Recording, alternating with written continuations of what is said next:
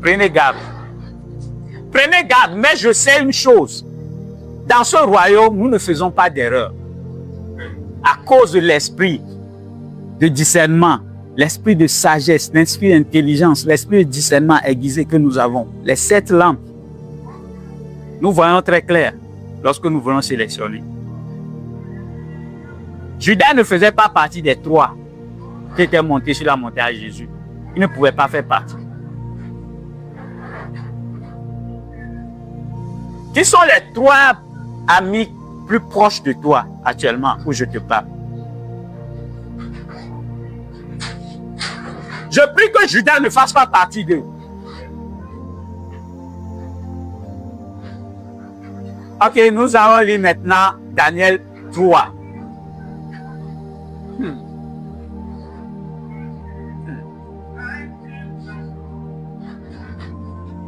Oui.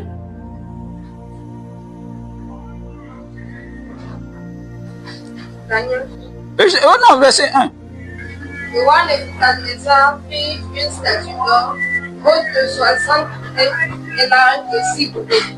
Il la dressa dans la vallée de Dura, dans la province de Babylone. Ok, dans la vallée de Dura, dans la province de Babylone. Où était Daniel à ce moment? Je veux attirer votre attention sur quelque chose de très profond. Où était Daniel lorsqu'on a convoqué les gens dans la vallée de Dura, dans la province de Babylone? Où était Daniel? Daniel était positionné. Il faisait partie des responsables. Maintenant, où était-il lorsque le roi a convoqué tous les responsables et tout le monde doit fléchir genoux à la statue? Où était Daniel? Lorsque vous lisez les commentaires bibliques, on ne sait pas, c'est ce que les commentateurs disent, on ne sait pas là où Daniel était. Aucun commentaire n'a dit exactement, parce que la Bible ne l'a pas dit. Ce que la Bible n'a pas dit, il ne faut pas commenter. Sinon, tu vas dire des hérésies. Maintenant, par l'esprit de révélation, le Saint-Esprit peut t'expliquer des choses par rapport à ça.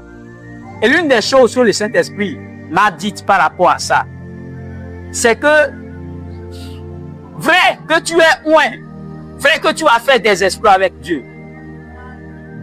Mais il y a des...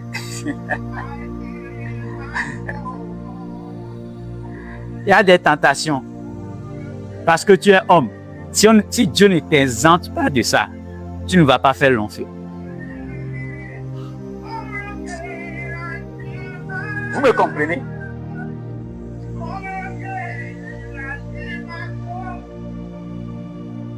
Seuls les 3 pouvaient faire face à la tentation là. Daniel ne pouvait pas faire face à ça. Yes. C'est pourquoi l'Esprit de Dieu l'a exempté. Soit il était à une mission hors de la ville. Soit il était à une mission hors de la ville quelque part. Le jour J où tout le monde devait fléchir genoux. Et d'après certains commentaires sont allés jusqu'à dire que parce que Daniel n'aimait pas le culte de la personnalité. Il n'aimait pas qu'on le prenne comme Dieu. Il n'aimait pas prendre la place de Dieu. Le jour-là, il allait accepter être une offrande vivante dans le feu pour ne plus sortir. Pour arrêter cette histoire là-bas. Et Dieu connaissant sa limite. Vous comprenez mieux lorsque Jésus dit: ne nous fais pas tomber dans la tentation, mais éloigne-nous du mal. Dans ce royaume-là, il n'y a pas Jésus fort. Hein. Le reste, c'est la grâce. Et on t'exempte de tomber.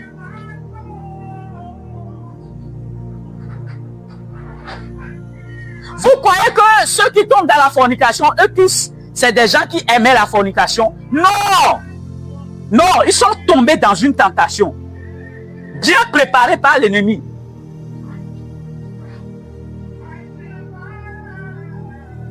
Et donc, lorsque tu pries comme ça, il y a des atmosphères comme ça, et tu pries, sache qu'il y a une grâce qu'on appelle le repositionnement. Yes. Et ce qui s'est passé avec Daniel? Daniel a été repositionné pour demain qui vient. Non seulement pour être la tête, mais pour fuir la tentation dans laquelle il devait tomber.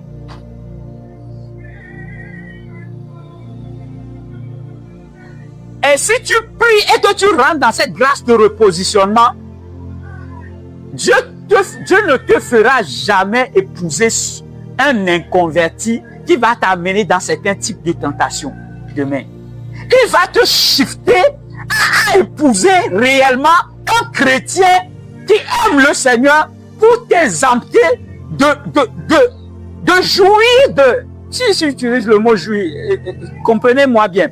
Jouir de la tentation qui va venir sur tous ceux dans cet temps de la fin, tous ceux qui vont épouser les inconvertis. Tous les chrétiens qui vont épouser les inconvertis. Et il y a une tentation et il y a une souffrance qui viendra sur eux. Demandez à nos parents qui ont épousé des inconvertis. Demandez le feu là dans lequel ils sont passés. Mais Dieu te connaissant, sachant que c'est vrai, tu vas réaliser une grande destinée, mais il sait que ça là, tu ne peux pas. Ta destinée sera éteinte. Il y a des gens parmi nous ici. Lorsque le jour où vous allez coucher avec cette fille là, avant le mariage là, vous n'allez plus vous relever spirituellement, comme cela se doit. Et donc, lorsque vous priez, et c'est ce que nous allons faire tout à l'heure, lorsque nous rentrons dans la prière et que nous sommes en train de prier, il y a une grâce qui te repositionne. Elle te repositionne. Il dit, ne lui soumets pas à la tentation. Et lorsque les disciples étaient en train de prier, Jésus est venu vers eux, et lorsqu'ils priaient avec lui, et il disait, arrivé un moment, ils étaient en train de dormir. Il dit, priez afin que vous ne tombez pas dans la tentation. Priez afin que vous ne tombez pas dans la tentation. Parce que ce qui se passe actuellement sur moi peut shifter votre destinée en tant que disciple qui aura vos noms sur l'une des portes de la grande Jérusalem qui va descendre. Donc, priez parce que vos noms spirituellement sont écrits là. Mais ce nom peut être gommé. Hey! J'ai dit à un frère dans la semaine, le manteau là, on n'a pas écrit le nom de quelqu'un sur un manteau. Le manteau là, c'est celui qui est arrivé, qui a payé le prix là. C'est lui qui prend ça. Dieu n'a jamais prédestiné quelqu'un à un manteau. Mais il peut te prédestiner pour réaliser des choses dans ton cercle d'influence. Mais le manteau là, c'est celui qu'on peut voir dans le règne spirituel. Dans cette possibilité, c'est lui qui reçoit le manteau. C'est pourquoi Élie peut dire, si tu peux me voir, tu le prends.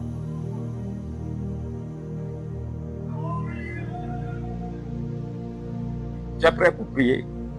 Le repositionnement. C'est notre objectif premier ce soir. Il dit, nous sommes comme des colombes, hein, mais nous sommes aussi comme des serpents. Il a dit, soyez prudents comme des serpents. Ça veut dire que l'histoire, ce n'est pas dans j'ai l'onction. L'histoire, des fois, c'est dans la sagesse, des fois, de te cacher. Pour que tu ne tombes pas dans cette tentation qui va venir. La preuve, si on parle du repositionnement, je vous ai donné un exemple par rapport à votre mariage tout à l'heure. Vous priez ici, vous êtes en train de prier ici, pendant des années, vous priez chez vous à l'église, vous priez. Mais vous savez, lorsque tu fais l'erreur d'aller épouser ce type d'homme-là, cette tentation va venir sur toi. Hein. Et si tu n'es pas préparé pour ça, là, c'est que tu es fini. À quoi ça sert d'être prieuse? Tu priais, mais après ton mariage, c'est fini. Le repositionnement. Daniel a eu cette grâce. Regardez Daniel, si on parle de Daniel, regardez tous les prophéties qu'il a données par rapport à la fin des temps. Mais voyez sa faiblesse. Et si la grâce de Dieu ne l'avait pas exempté ce jour-là, le repositionnement. Le repositionnement. Le repositionnement est tellement important qu'arrivé un moment, l'Église sera enlevée de ce monde, repositionnée en Christ, pour que la grande tribulation fasse son effet. finisse avant que l'église ne redescende. Donc, ne sois pas plus sage que Dieu.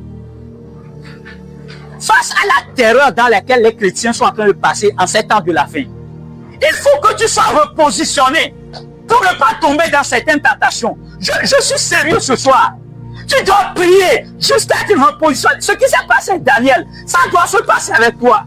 À ce moment précis, les gens vont dire où es-tu? Les gens vont dire où es-tu? Les gens vont crier, les gens vont même peut-être se moquer de toi. Tu es peureux, toi tu es peureux, toi tu ne fais pas. Toi...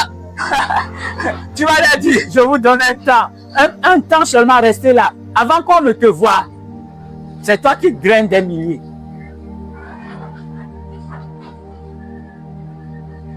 Est-ce que tu es prêt pour prier ce soir? La course n'est pas aux agiles, hein, mes frères. Moi aussi, j'ai rencontré des filles qui voulaient me faire tomber dans la fornication. Hein. C'est pas que j'étais plus sérieux que ceux qui sont tombés dedans. Hein. Le manteau dans lequel je fonctionne aujourd'hui, s'il était tombé dans certains types de pièges avec les femmes là, je ne pouvais jamais le manifester. Je vous dis la vérité. Je serai peut-être deuxième ou troisième dans ce type de manifestation. Mais je ne serai pas la tête. Passons de blague avec les manteaux. Géasi pouvait avoir fois 4 ou bien comment je vais dire, de l'onction qui était sur Élie. Elle s'est amusée. Il n'a pas eu. Donc, la question n'est pas tu sais prier. La question est que est-ce que tu es exempté, tu es repositionné face aux tentations qui sont venues sur la terre actuellement, où plusieurs jeunes n'arrivent pas à résister.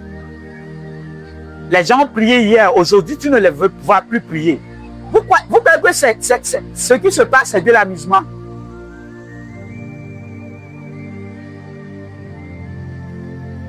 Le Seigneur m'a montré, il y a des jeunes, après la fini de prier, ils vont là, ils fument la cocaïne. Je dis des jeunes qui viennent conduire la prière les dimanches matins, remplis d'onction, mais ils sont accros de la cocaïne. Lorsqu'ils finissent de prier avec vous, il rentre dans sa chambre là, il prend un bécu là, il prend, et puis il est là, et il pleure, Seigneur, je suis encore tombé.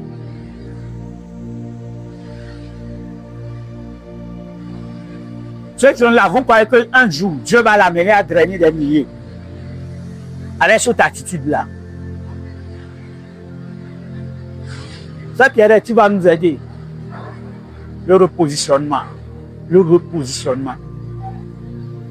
Tu vas prier jusqu'à être repositionné. Il faut que les choses travaillent, concourent à ton bien sur la terre. Tout concourt à ton bien. Même si Dieu va te repositionner à un poste élevé dans ce Togo, afin que tu ne tombes pas dans des tentations que les jeunes vont subir dans peu de temps. Peut-être c'est la semaine prochaine. Que le Seigneur te positionne maintenant lorsque tu commences à prier. Afin que tu puisses durer sur la scène.